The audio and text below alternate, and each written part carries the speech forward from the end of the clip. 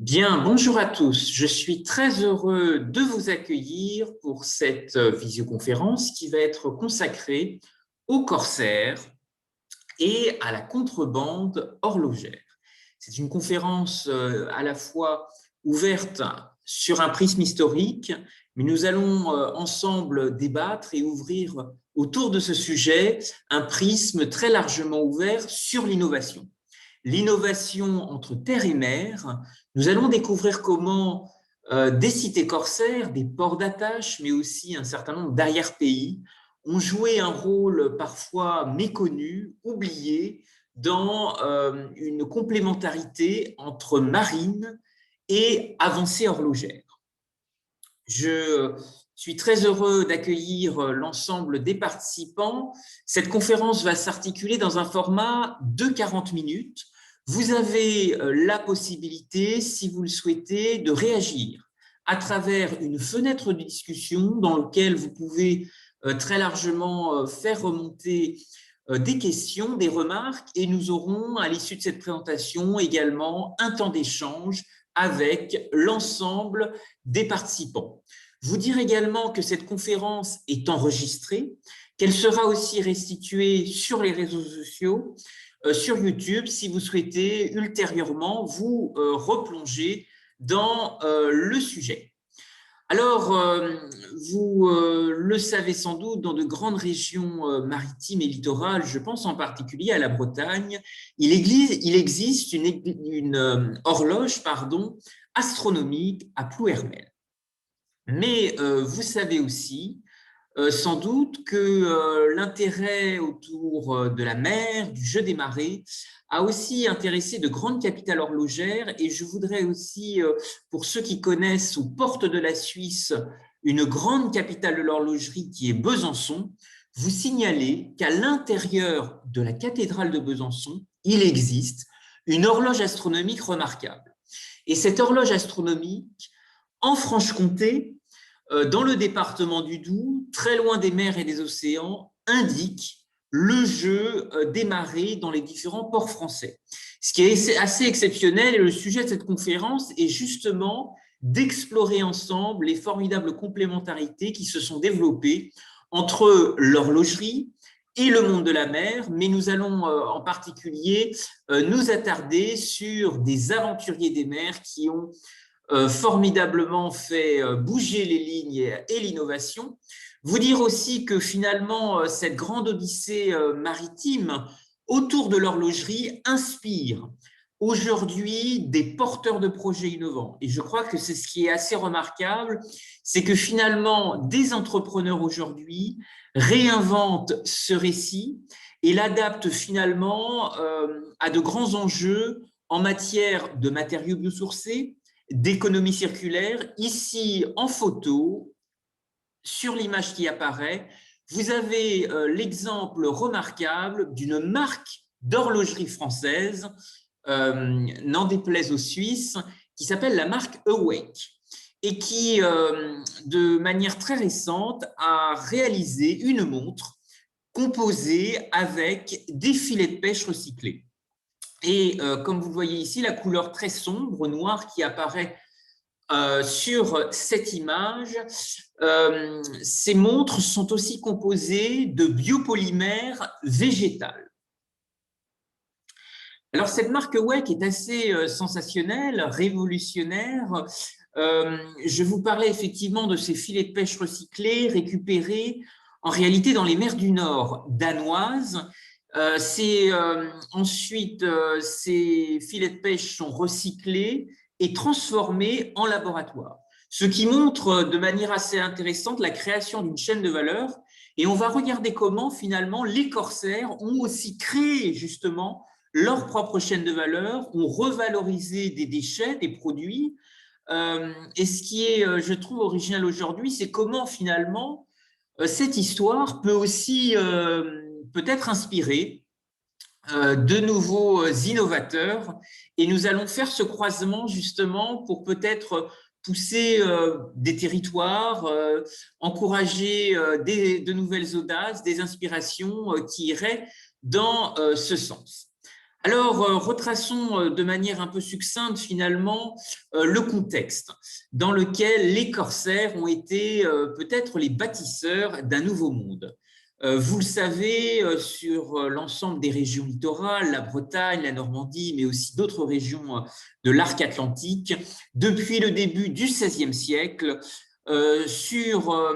depuis de simples abris, de simples baraquements, de simples havres protégés, des marins ont pendant longtemps armé des navires au long cours et beaucoup ont été effectivement des aventuriers aguerris, notamment à travers la pêche de grand fond. Et les pêcheurs de grand fond vont effectivement ouvrir très vite un certain nombre de routes maritimes, en particulier en direction à l'époque de ce qu'on appelait le secret de Terre-Neuve, qui est la morue. Et très vite, cet esprit d'aventure va effectivement encourager des découvertes, le développement et une meilleure connaissance d'axes maritimes et un rôle qui va être en plus stimulé par la compétition, stimulé par d'autres nations maritimes européennes, les Portugais, les Hollandais et bien entendu les Britanniques, sans oublier les Espagnols. Alors les corsaires interviennent dans un contexte extrêmement particulier qui est la guerre de course. Cette guerre de course est très encadrée par un certain nombre de textes, de codes, un formalisme extrêmement précis, et il existe un règlement des parts de prise qui établissait que chaque course revenait à 8% pour l'amirauté. Les prises étaient redistribuées pour un tiers à l'équipage et l'armateur récupérait les 2 tiers des prises qui avaient été capturées. Ce qui montre bien que finalement, le preneur de risque, qui est véritablement l'armateur, est celui qui se retrouve le principal bénéficiaire. Alors, important de rappeler, pour toujours différencier corsaires et pirates, les corsaires interviennent à travers aussi, et ça c'est l'importance aussi de ce document, interviennent à travers une lettre de marque, qui est une autorisation officielle délivrée par un pouvoir souverain, monarque, république, ou tout autre régime, et dans lequel effectivement un armateur ou un commandant de navire va pouvoir effectivement exercer ses prises. Et donc cette lettre de marque, effectivement, on peut en retrouver un certain nombre de documents aujourd'hui dans des archives, étaient extrêmement précieuses pour justifier cette activité, qui va véritablement jouer aussi un rôle de supplétif pour corriger aussi les carences de la puissance publique dans la constitution d'une marine de guerre suffisamment forte, puisque les corsaires ont été en quelque sorte finalement les supplétifs d'une marine privée, d'une marine entreprenante, qui, dans effectivement un certain nombre de ports, va à la fois servir pour des missions extrêmement variées. Et ici, sur cette photo, vous avez un exemple assez intéressant qui est aussi très important sur ces routes maritimes qui se développent, qui est d'escorter des navires. À quoi sert une marine? Effectivement, au XVIIe siècle, il y a un rôle extrêmement important. La marine de guerre est aussi là pour exporter, pour permettre d'accompagner, d'escorter des cargaisons de marchandises qui circulent sur les mers. Alors, la guerre de course est en réalité une période extrêmement intermittente. Elle va connaître un âge d'or, en particulier sous Louis XIV, pendant des périodes effectivement de guerre, de jeux d'acteurs, où les monarchies européennes s'activent sur les mers et rivalisent en termes d'ambition géopolitique, géostratégique. Vous avez ici énuméré sur cette slide l'ensemble des guerres de course, c'est-à-dire ce sont l'ensemble des périodes où vont intervenir effectivement des corsaires. Ce qui veut bien dire que, hors de ces périodes, hors période de guerre, en période de paix, les corsaires vont devoir reconvertir des armements, vont devoir développer d'autres activités. Ce qui veut dire aussi que certaines cités corsaires, je pense à Saint-Malo, qui vont connaître Granville en Normandie, Dunkerque, de nombreux autres grands ports français vont aussi connaître des effets peut-être de revirement. Et le cas peut-être le plus intéressant, c'est Saint-Malo, puisque finalement, les privilèges qui avaient été acquis pendant la période du roi Soleil, progressivement, au fil du temps, vont aussi décliner, ce qui va amener aussi peut-être des intellectuels et le rôle aussi très important de religieux à transmettre et à relancer le débat d'idées et le maillage éducatif. Vous savez, en Bretagne, par exemple, que les frères Lamennais étaient les fils de très grands armateurs de Saint-Malo, mais qui avaient peut-être un peu affaibli leur fortune et leur renommée, et ces frères qui s'investiront dans la vie religieuse et dans la vie intellectuelle bretonne vont, depuis le pays de Plouermel, relancer effectivement des établissements pour stimuler à la fois l'éducation, la réflexion aussi raisonnée des arts et des techniques. Alors, ce tableau que vous avez ici à l'écran résume vraiment l'ensemble de l'âge d'or, en tous les cas des heures de gloire des corsaires. D'abord, un premier épisode sous Henri IV, extrêmement court de 4 ans, avec le rôle extrêmement important joué par la République de Saint-Malo.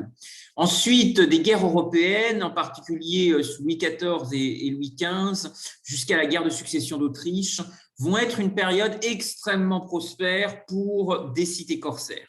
Ensuite, de façon un peu plus courte, il y aura la guerre de 7 ans, et ensuite aussi la guerre d'indépendance des États-Unis, qui aura aussi un rôle très très important, je pense en particulier au Morbihan. Et enfin, sous la République et l'Empire, la guerre de course sera aussi réactualisée, relancée, et donc un stimulus effectivement supplémentaire pour les corsaires. Mais voyez que finalement, ces périodes restent quand même très largement intermittentes. Ce qui amènera, pour faire progresser la marine, la haute technologie navale, à s'intéresser aussi à la reconversion vers d'autres activités, et nous allons le regarder ensemble.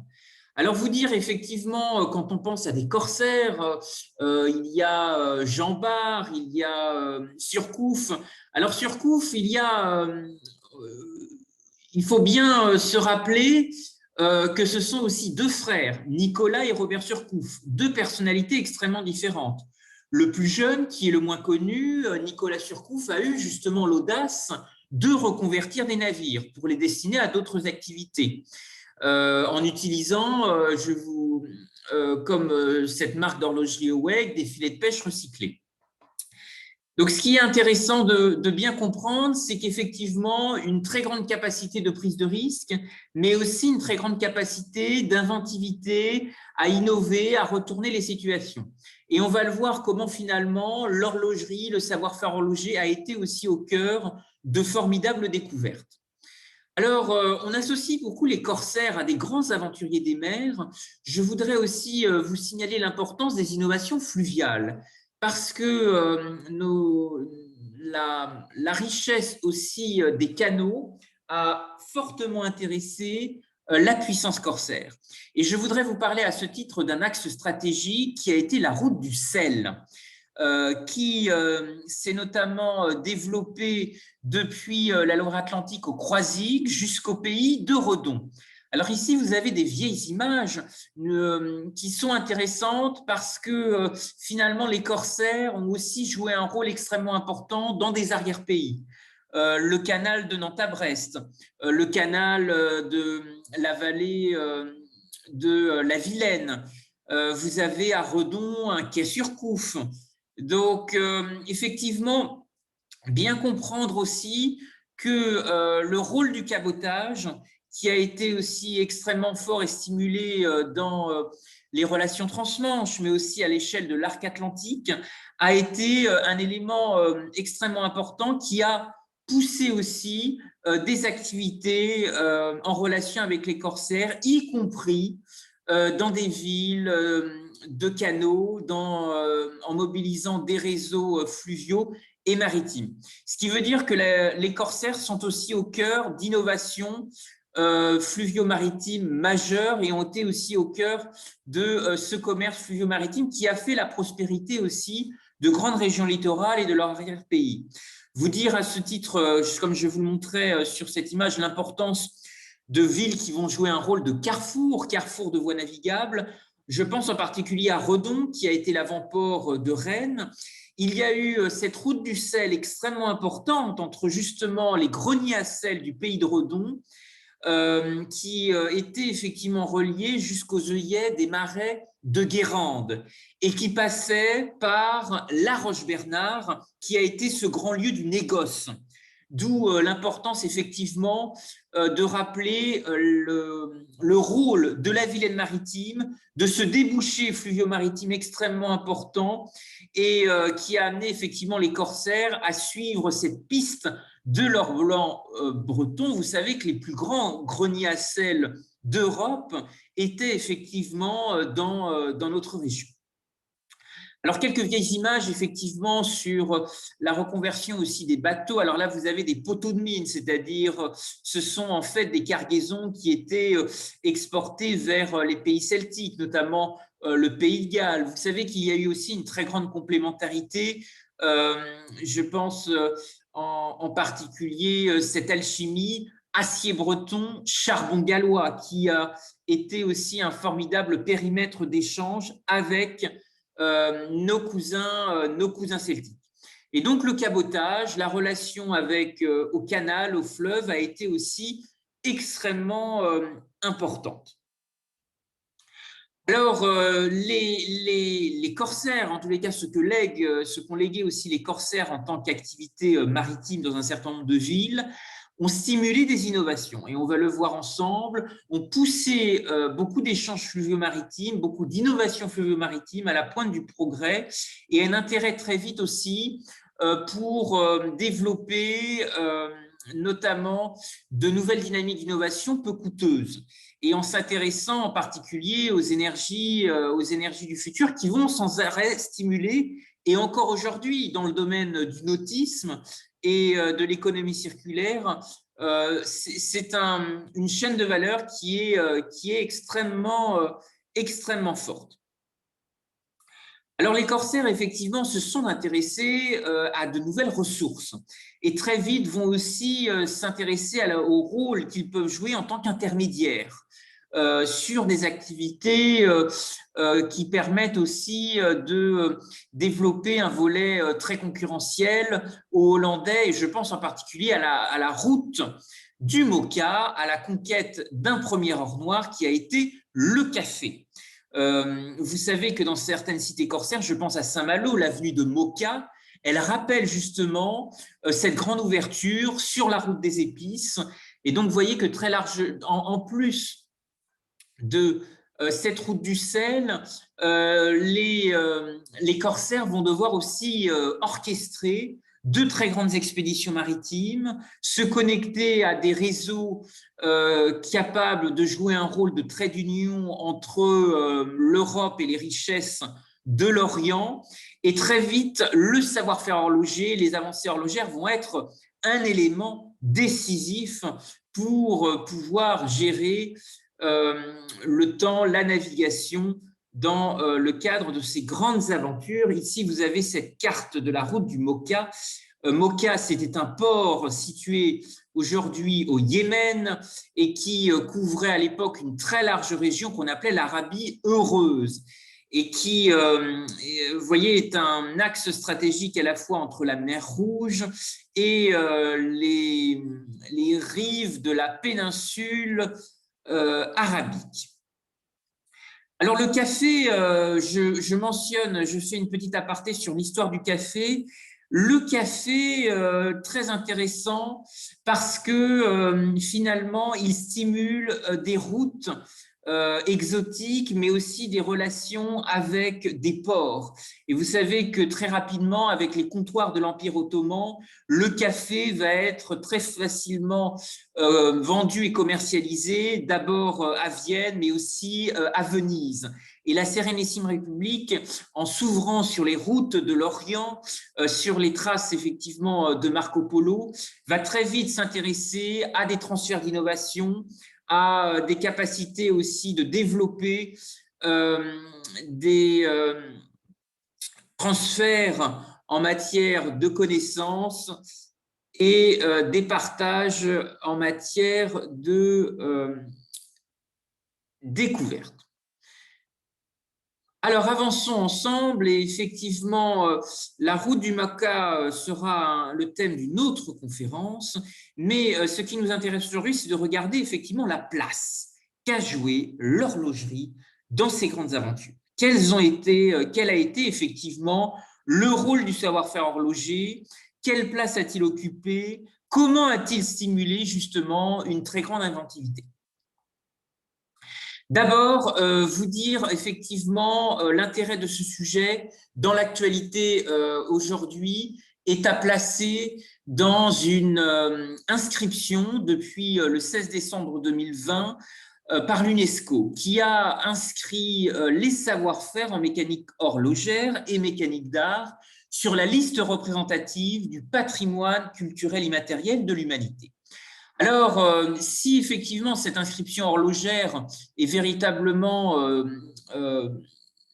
portée par un bassin de compétences franco-suisses, on pense effectivement à la région Franche-Comté, à Besançon, aux portes de la Suisse, nous allons voir comment il a aussi existé une formidable dynamique qui n'est pas contradictoire avec le travail mené par l'UNESCO, puisque cette candidature, qui a été portée par la France en collaboration avec la Suisse, a été considérée comme exemplaire pour sa mise en évidence de l'importance du patrimoine culturel immatériel dans un espace transfrontalier.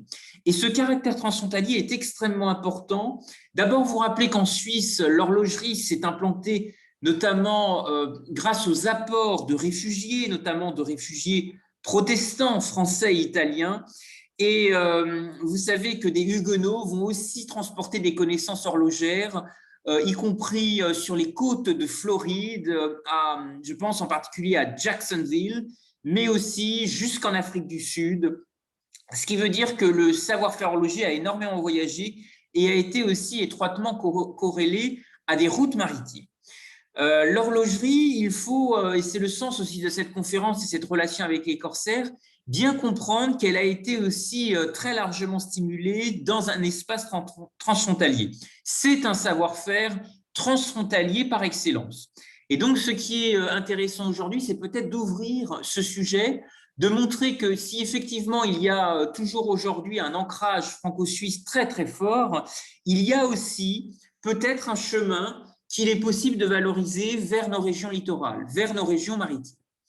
Alors regardons effectivement comment et quel lien le métier d'horloger a pu avoir avec la Bretagne. Des origines extrêmement mystérieuses. Vous savez que le métier d'horloger à l'époque commence par s'écrire sans H. Ce métier remonte à l'époque de Charles Quint, qui pour sa guerre contre François Ier va recruter des horlogeurs, qui à l'époque ont une vocation pour le réglage des canons. Et ces horlogeurs sont devenus progressivement des sortes de colporteurs d'horlogerie qui passaient de maison en maison.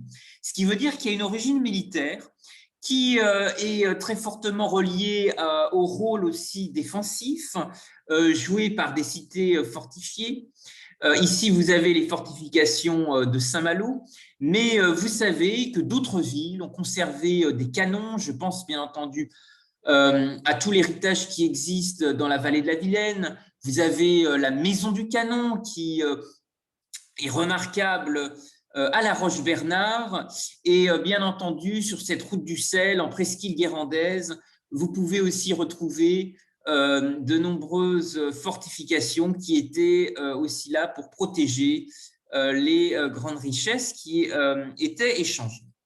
Alors, le savoir-faire horloger s'est aventuré sur la mer et c'est comme ça que nous allons effectivement regarder avec intérêt quelles ont été les innovations et les partages de connaissances qui ont pu se développer. Vous dire un élément aussi historique très important à prendre en compte, l'horlogerie va se développer en France lors d'un contexte politique extrêmement particulier lié aux frontières. Louis XIII et son fils Louis XIV ayant repris la Franche-Comté à l'Espagne, la Franche-Comté était espagnole. Et le roi de France va justement très vite s'intéresser à ces savoir-faire, à ces nouvelles activités dans le royaume, mais va aussi peut-être fragiliser ou du moins remettre en question les façons de fonctionner, puisque dîmes et taxes vont très vite encadrer cette activité.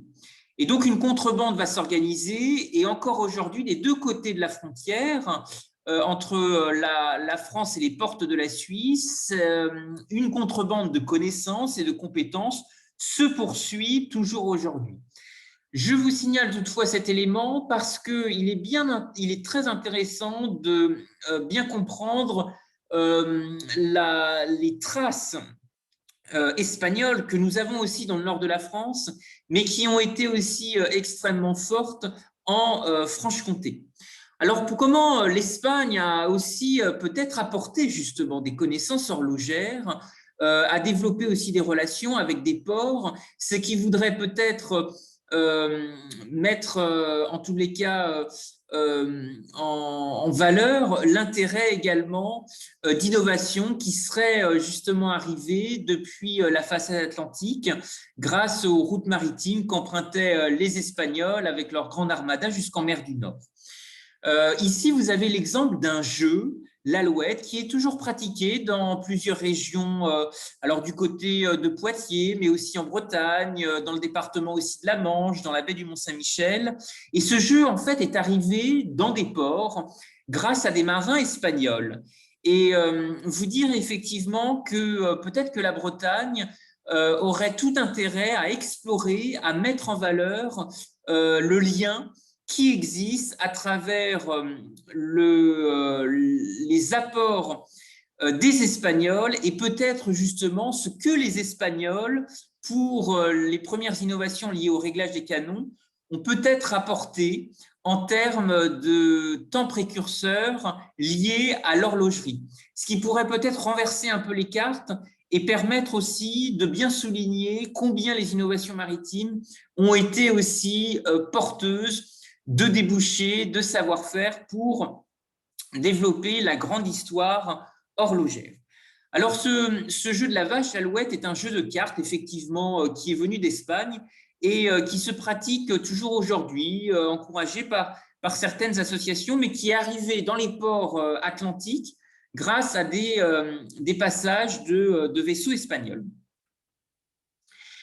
Alors, des avancées, comment effectivement bien comprendre la place des horlogers dans la marine? Quelles avancées techniques ont-ils apporté? En fait, les horlogers qui maîtrisaient les gravures des platines en laiton ont pu être chargés notamment de fabriquer des instruments de pointage ou de calcul, comme les équerres de fil à plomb ou les compas de proportion de Galilée, permettant toutes sortes de calculs et qui comportaient souvent des échelles destinées à un usage en artillerie. Ce qui montre bien, mais en Suisse, alors c'est peut-être peu mis en valeur, mais vous savez que beaucoup de marques horlogères ont eu effectivement des relations extrêmement importantes avec des industries militaires de défense. Et en Suisse en particulier, il en existe beaucoup. Mais vous dire effectivement ce lien entre horlogerie et marine a été aussi très fortement stimulé par des recherches, en particulier pour l'artillerie. Alors, simuler la haute technologie navale, effectivement, vous dire que finalement, nos ports ont été aussi au carrefour d'apports, en tous les cas d'innovations qui ont été encouragées et stimulées par les contributions de communautés venues d'ailleurs, de diaspora. Vous rappelez effectivement l'importance du verre, qui va être notamment très utile et développé grâce à des maîtres verriers italiens, que ces industries vont effectivement ouvrir des débouchés pour des techniques d'optique très importantes en mer, avec des prismes de jumelles, de compas intégrés, et bien entendu aussi développer des techniques d'accastillage. Ça, c'est aussi quelque chose qui a été très, très, très fort et qui a été au cœur des innovations maritimes britanniques. L'axe transmanche est véritablement un axe très fort de contrebande où les puissances copient leurs innovations. Les îles anglo-normandes, Jersey et Guernesey, ont été aussi des lieux, des véritables incubateurs où effectivement s'entremêlaient les connaissances. Et les corsaires, grâce à leur prise, ont effectivement rapporté finalement des savoirs qui existaient dans d'autres puissances européennes. Alors, je me suis moi-même intéressé à ce bond vers l'innovation, ayant un arrière-grand-père horloger qui avait une bijouterie horlogerie dans la baie du Mont-Saint-Michel, avec cet emplacement historique qui était la Grande Rue des Stuarts. Et il y avait dans sa bijouterie horloger une véritable passion pour l'innovation. Et je vous ai résumé en bas peut-être cette culture de l'innovation qui figure sur cette slide. L'horlogerie a besoin d'OPA, oser, préparer et anticiper l'avenir. Alors, nous allons regarder effectivement comment finalement les corsaires ont laissé peut-être comme témoignage un intérêt très important autour des matériaux biosourcés, un peu comme la marque Wake qui vous a été présentée avec les filets de pêche. Dans des cités corsaires, en particulier sur la côte d'Émeraude, autour de Saint-Malo, il y a eu effectivement beaucoup d'intérêts développés autour des matériaux biosourcés, de l'exploitation de nouvelles ressources liées à la mer et de la valorisation de l'économie bleue des algues. Et très vite va aussi se développer l'intérêt d'extraire du sable coquillé, et ce sont des découvertes qui vont être stimulées grâce à du savoir-faire horloger.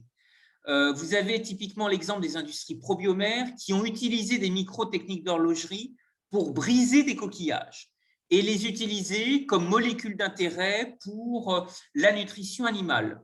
Et il existe de nombreuses sagas industrielles sur nos côtes qui justement mettent en valeur ce lien qui a été aussi fortement encouragé grâce à des innovations transmanches. Vous avez ici la photo d'un bateau qui s'appelait le Saint-Pierre et qui avait comme vocation au large de l'archipel de Chausey d'aller extraire du sable coquillé, et qui va très vite aussi développer son activité dans les îles anglo-normandes. Ce qui explique le nom aussi de ce bateau, le Saint-Pierre, qui était aussi étroitement lié et qui était en référence à Césarée, l'ancien nom antique de Jersey, qui était associé à différents personnages du Nouveau Testament, Pierre, Paul, Hérode et Pilate. Et le nom Césarée a été maintenu jusqu'à ce que Jersey se christianise et devienne Endium. Vous avez toujours à Jersey notamment un programme immobilier qui s'appelle Endium Homes. Alors, effectivement, sur ces routes antiques qui ont été empruntées par les corsaires, vous voyez que l'horlogerie a continué d'inspirer de formidables dynamiques. L'importance aussi des relations développées par des diasporas, des réfugiés jacobites qui, en France, vont constituer de très grandes élites et en particulier remplir les rangs d'armements corsaires. Vous savez que beaucoup de grands corsaires avaient effectivement en France des ancêtres irlandais. Surcouf, l'importance aussi, alors c'est Jean Bart effectivement qui recrutait énormément de corsaires. Vous savez que dans des villes, les ports de Bordeaux et de Nantes, il y avait des communautés qu'on avait identifiées. On les appelait les Irlandais de Nantes, qui étaient effectivement ces personnages qui connaissaient les connaissances et les savoir-faire britanniques et qui sont venus apporter en France leurs apports. Ce qui montre effectivement bien l'activité stratégique de contrebande, de transfert de connaissances et de savoir-faire. Alors effectivement, la mer a été une formidable agora de prise de risque pour croiser, imaginer des filières pour demain, vous dire effectivement l'importance fondamentale des îles qui ont été ces carrefours de la contrebande horlogère. À ce titre, vous rappelez qu'il existe une marque, le savoir-faire des îles du Ponant, et qu'il y a à ce titre un axe transmanche très très fort en matière d'échange qui mérite d'être valorisé. Alors, les îles anglo-normandes, Chausey, des îles aussi dans le golfe du Morbihan qui ont joué un rôle extrêmement important. Il y a à ce titre un écrivain qui résume à merveille finalement cette relation d'interdépendance entre la mer, le savoir-faire horloger, c'est Victor Hugo. Victor Hugo, vous savez, qui est natif de Besançon, grande capitale de l'horlogerie. Je vous ai dit que sa cathédrale indiquait le jeu des marées grâce à son horloge astronomique. Et finalement, Victor Hugo, qui de Besançon est passé à travers une grande créativité littéraire vers la mer, a aussi exploré dans plusieurs de ses œuvres. Et je pense en particulier à son ouvrage « Les travailleurs de la mer », qui est un véritable témoignage extrêmement fort de la valorisation de nouvelles ressources liées à la mer. Et cette œuvre de Victor Hugo est peut-être un clin d'œil exceptionnel entre la Franche-Comté, sa terre natale et les forces de l'océan. Vous savez qu'il existe des maisons Victor Hugo à sa mémoire un peu partout dans le monde, dans des îles. Je pense en particulier à la maison Victor Hugo à La Havane, à Cuba, ce grand palais bleu reposant et qui nous invite effectivement à méditer sur la place, l'export de connaissances horlogères qui ont d'abord essaimé et incubé dans la région de Besançon. Alors, comment demain peut-être réfléchir à de nouveaux leviers de valorisation, de nouveaux parcours culturels d'exploration? C'est peut-être ce lien, effectivement, qui mériterait d'être encouragé entre cité corsaire et cité horlogère. Montrer comment ce passage de témoin entre terre et mer a pu être valorisé. Il existe aussi des réseaux maritimes qui pourraient peut-être animer des réflexions. Je pense en particulier au réseau qui s'appelle « Si tous les ports du monde », qui pourrait peut-être justement mettre en valeur ces liens et à l'image d'un souvenir rapporté d'un voyage ancien, valoriser, en tous les cas, mettre en avant ce formidable patrimoine. Vous dire aussi que des villes sont très en avant sur la mise en valeur de ces vieux métiers, la renaissance effectivement de savoir-faire mis à la disposition et à la curiosité des publics. Je voudrais à ce titre vous signaler qu'aujourd'hui s'ouvre un très grand événement à Strasbourg qui s'appelle l'Industrie Magnifique. Vous pouvez retrouver sur le site internet de cette manifestation la programmation extrêmement complète et que je trouve extrêmement ambitieuse, à la fois pour revaloriser l'industrie, sa relation avec le design, des relations aussi partenariales développées avec des innovateurs, avec des artistes. Et peut-être que l'industrie magnifique pourrait être aussi justement un élément fort pour mettre en valeur ces liens parfois méconnus entre des savoir-faire créatifs, entre des innovations qui ont voyagé et comment finalement l'exemple, en tous les cas, du savoir-faire horloger a continué à voyager dans l'espace, mais aussi dans le temps. Vous pouvez retrouver assez facilement les programmations avec beaucoup de conférences en ligne passionnantes qui placent vraiment le design au cœur de cette rencontre entre l'art et l'industrie. Alors, vous dire aussi que des projets extrêmement ambitieux peuvent aussi encourager finalement une meilleure connaissance de ce patrimoine horloger. Vous parlez effectivement de ce projet de la glacière de Lorient qui vise à encourager un tiers-lieu maritime. C'est la reconversion totale d'un véritable château du XXIe siècle au cœur de la rade de l'Orient, qui était ce château d'eau pour distribuer l'eau de mer aux mareyeurs. Et ce lieu, dans la ville, dans la cité lorientaise, va effectivement peut-être ouvrir en tous les cas des opportunités de partenariat, de co-création pour faire revivre de nouvelles activités tournées vers la mer. Vous dire effectivement que des grandes fondations, des mécènes peuvent aussi apporter peut-être des connaissances ou au moins un mécénat de compétences. Vous dire qu'à Paris, nous avons une signature architecturale exceptionnelle qui est la fondation LVMH, qui incarne, comme vous le voyez ici à l'écran, un formidable vaisseau de proue en verre. Et vous savez que la marque LVMH est propriétaire de cette grande maison d'horlogerie Zénith. Et peut-être qu'effectivement, la place de l'horlogerie dans les industries du luxe pourrait être aussi mise en avant dans son rapport avec la mer. Et je trouve que l'architecture, comme vous le voyez ici, est extrêmement indicatrice. En tous les cas, c'est un clin d'œil extrêmement intéressant autour de la mer et de l'océan. Vous dire aussi que peut-être que le savoir-faire horloger demain pourrait aussi évoluer, être valorisé sous d'autres formes sur les traces de routes maritimes empruntées par les corsaires. Vous savez que Surcouf a été jusqu'à Bassora, qui était la Venise de l'Orient dans le golfe Persique, l'actuel Irak. Et finalement, peut-être mieux valoriser, mieux mettre en valeur les liens qui ont pu aussi exister entre l'horlogerie, la reconversion vers d'autres usages, d'autres savoir-faire et l'intérêt intellectuel qui a été aussi promu par des philosophes. Vous savez que le pavillon France de l'exposition universelle de Dubaï, qui va ouvrir très prochainement au mois de septembre, se consacre véritablement à une thématique lumière-lumière, avec un double clin d'œil aux avancées techniques, mais aussi aux avancées philosophiques et intellectuelles.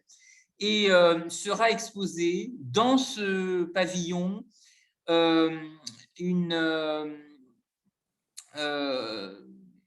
le dictionnaire raisonné des sciences, des arts et des métiers, encyclopédie de Diderot et d'Alembert.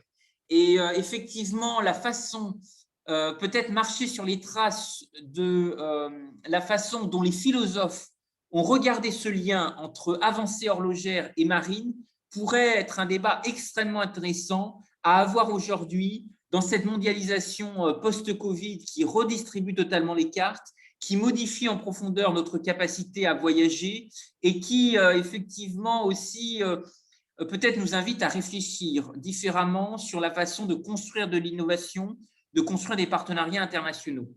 Alors, vous encouragez aussi peut-être à découvrir la manufacture royale de Ferney, qui a été effectivement fondée par Voltaire en pleine âge d'or au XVIIIe siècle de l'horlogerie. Et Voltaire avait justement beaucoup écrit sur les exploits maritimes de ces grands aventuriers des mers, de ces hommes entreprenants. Et je vous ai mis cette phrase que je trouve assez intéressante, ces hommes entreprenants tels qu'il est décrit, qui auraient langui, inconnus dans leur patrie, se placent et s'élèvent d'eux-mêmes dans ces pays lointains où l'industrie est rare et nécessaire.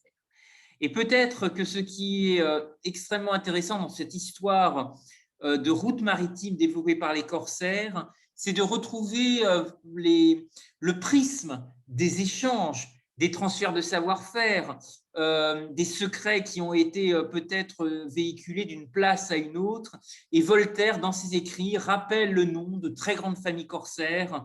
Il cite il fait référence à Jean Bart, il fait référence à Duguay-Trouin. Maé de la Bourdonnais, c'est un administrateur de la Compagnie des Indes qui a joué un rôle très, très important dans l'océan Indien. C'est lui qui a développé tout l'archipel des Mascareignes avec Maurice et la Réunion. Et effectivement, nous avons en tous les cas beaucoup de traces entre commerce, marine, innovation horlogère, et certainement qu'en se replongeant dans les écrits de philosophes, nous pourrions aussi retrouver des choses à l'image de Voltaire. Vous dire que l'année 2021 est une année aussi un peu particulière sur un plan philosophique, c'est le tricentenaire des lettres persanes de Montesquieu.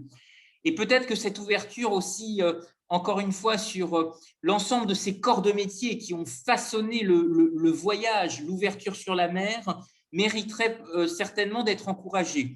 Vous savez que Montesquieu avait justement défendu un arrêt pour mettre fin aux ségrégations et aux brimades dont étaient victimes notamment les cordiers et les charpentiers. L'horlogerie, vous savez, c'est aussi le travail du bois. Vous avez notamment des horloges qui sont conservées et dont le bâti construit en bois a effectivement mobilisé un certain nombre de corps. Et il y a eu beaucoup d'ostracisme de la part de ce qu'on appelait les caqueux, les caquins ou les cacous, qui étaient en fait ces charpentiers, ces groupes qui travaillaient le bois, qui travaillaient aussi, qui fournissaient la marine aussi en cordes, mais qui étaient frappés d'exclusion parce que souvent ces métiers qui étaient assez mal considérés étaient dans la croyance populaire associée aux lépreux. Et donc, peut-être que le tricentenaire, justement, des lettres persanes de Montesquieu peut être l'occasion de re-questionner totalement la contribution, le rôle aussi de ces vieux métiers, de ces communautés, de ces cordiers, qui n'étaient sans doute pas lépreux, puisque si ce métier, en fait, nécessitait aussi une grande habileté manuelle, et vous savez que la lèpre provoque, en fait, des lésions cutanées et nerveuses progressives, donc qui rend incapable le travail manuel. Et donc, effectivement, réunir peut-être les contributions directes ou indirectes qui ont pu être apportées, d'autant que la marine a eu besoin de cordage, bien évidemment, pour ses bateaux, et certains cordiers ont fait à ce titre fortune. Je vous laisse aussi les références d'un petit ouvrage que j'ai voulu réaliser pour raconter l'histoire de cette rencontre entre la mer et le savoir-faire horloger.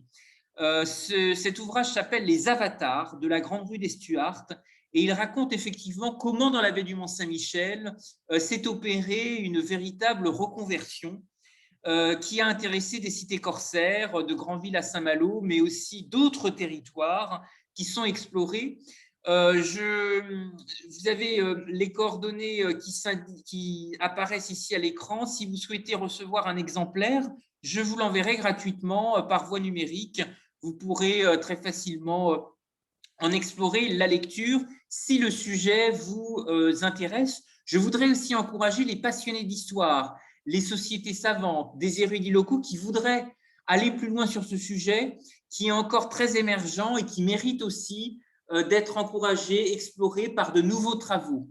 Ce qui veut dire que si vous avez aussi peut-être des éléments d'archives, des connaissances, des témoignages qui pourraient aussi enrichir cette thématique, vous êtes également les bienvenus.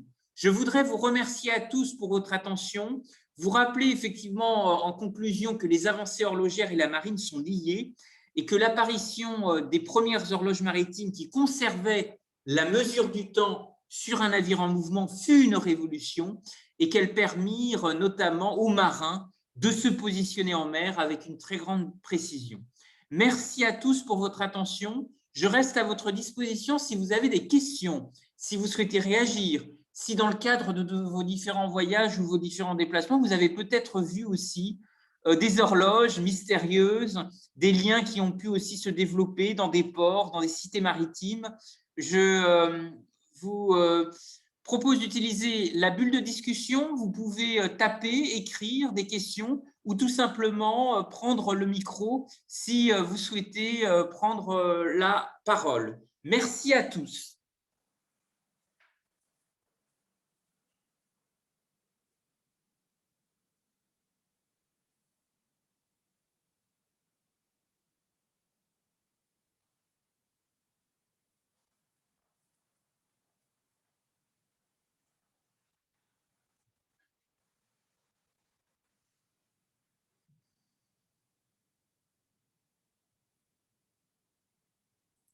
Alors, est-ce qu'il y a des questions?